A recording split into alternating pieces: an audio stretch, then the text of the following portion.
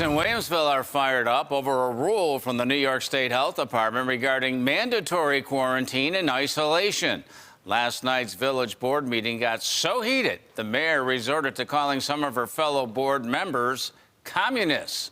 News 4's Sarah Minkowitz joins us with the details. I'm embarrassed to be sitting up here with two trustees who I will say are nothing short of communists. Please stop referring to Eileen and I as communists, which you did state. I communist behavior, absolutely. If you support we certainly this, are not.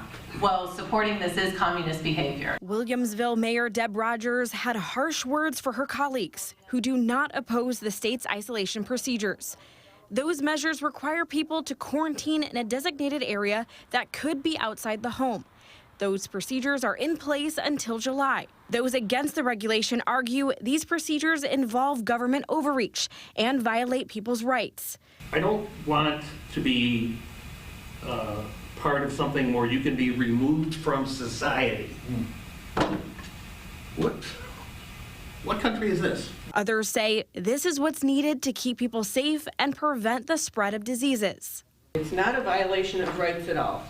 It's a right to people to be quarantined if necessarily, as we all have been. If you've had COVID, you've had some form of quarantine from work or outdoors.